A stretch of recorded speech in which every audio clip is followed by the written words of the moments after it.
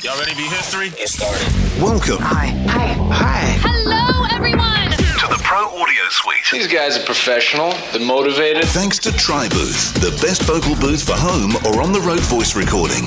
And Austrian Audio, making passion heard. Introducing Robert Marshall from Source Elements and Someone Audio Post, Chicago. Darren Robbo Robertson from Voodoo Radio Imaging, Sydney. Tech to the VO Stars, George the Tech Whittam from LA. And me, Andrew Peters, voiceover talent and home studio guy. Line up, learner! Here we go. Welcome to another Pro Audio Suite. Don't forget, if you would like to get $200 off your TriBooth, use the code TRIPAP200. We had a question sent to us about microphone position, particularly, why would you hang your microphone upside down? The answer's pretty obvious if you think about it. To run all the blood out of it. Yeah, that's right. Yeah. So you can record Pink, who's famous for singing on stage hanging upside down. There you go. There's another good answer. To dry it out. Well, there's that as well. Yeah. That's right. Yeah. Exactly. Or you could record like Brian Wilson in a beanbag. Yeah. Well, If the microphone's I think upside the new thing with microphones should kind of be like, how gangsters will hold the gun sideways. I think we do the gangster style sideways microphone. Right. But here's another reason, a serious one, and this is a fine example of a microphone that should be hung upside down. This is the Microtech Gefell M92.1S, featuring the original M7 capsule. And inside is a valve, or for our American friends, a tube, the EF86 tube, which of course generates heat. And what does heat do? It rises, affecting the capsule. But if you hang it upside down, it goes the other way. Out the bottom. The heat avoids the capsule. Bum, bum, bum. And we have a winner. And there's another reason. And also it gets it out of the way of the script and all that stuff. Well, yeah, and it looks cooler too, I reckon. Yeah, those are the practical reasons for voice actors. The other reason you hang your mic upside down is dust as well, so you don't get dust inside the... Well, that's a good one. Keep the dust off the capsule. Probably Yeah, true. absolutely. And you should turn the phantom off because a polarized capsule will attract dust. Oh, see, I've been trying to think of good reasons to tell people to turn off phantom. I usually tell people, don't worry, just leave it on. I'm pretty sure a polarized capsule will attract polarized dust. It's like it can. There's the two schools of camp. There's the school that says leave it on because turning it on and off all the time is crap. And there's the school that says turn it off because for all the reasons we've just mentioned. Yeah, I think you should therefore just turn it on to 24 volts phantom when you're gone. Just You think so? half. No. It's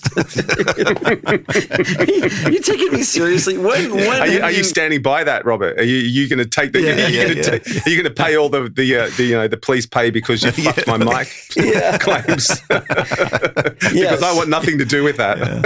No, me either. I'm out. Nope. No, not absolutely. at all. But I always turn everything off anyway when I close the shop. I turn off it. I put my computer to sleep, but I turn everything else off. Yeah, absolutely. I think it's the best way. I mean, God knows what's going to happen. I think. Sometimes if you leave stuff turned on and the right thunderstorm comes by, kaboom. But if it's turned off, it might not quite get hit as hard. That's one thing. Well, I bet people don't have, because I've got the what do you call it, the cyber power thing. So if we do get a major surge. It blocks it. Yeah, I've got surge protection stuff on mine, but I always come back to my grandmother, because she'd always, if I was talking to my grandmother when I was living in a state, when I was working in radio and there was a storm coming, she'd say, I better get off the phone. There's a big storm coming. Okay, righto, Nan. See you later. Down the phone. She made me paranoid. Especially if it was like the cordless phones you had at your house back in the day when cordless phones first came out and they had the big antenna. And there used to be this guy that would walk around the block, and he's like, "This is so great," because it was 900 megahertz. It could go a good distance farther than Wi-Fi. But yeah, if you're walking around with a big antenna coming off, like in the rain, like the umbrella. So if you hang your microphone, if you hang your mobile phone upside down, do you still get struck by lightning? No. Yeah. And I'm not, don't hold me to that. Yes. Are you sticking with that one, Robbo? Yep. I don't know that I want that court case either. No way. Right. Dear. How about we make a pair of headphones that are a purely metal band made to wear in the rain? There you go. Yeah. Put him inside the voiceover bodysuit. Yeah, with a large antenna like a lightning rod. Yeah, sticking up the lightning top. rod for the voiceover bodysuit. There we go. They could have little pokey things that get a really good contact onto your temple so that when the lightning hits, it just goes like... Oh, look at George. There we go. George has got the metal band on his headphones. Look at that. They're cool. Yeah. I like Oh, I those. can't see George. That's too bad. You know what you could do, though? If you wore the metal headphone, thing, and you put a lightning rod sticking out the top, then you run a wire from each side down your body and then connects to a metal plate on the bottom of your shoe. By rights, you should be earthed and you should be okay in a lightning storm. Right. You're doing the same thing that you do to a whole house.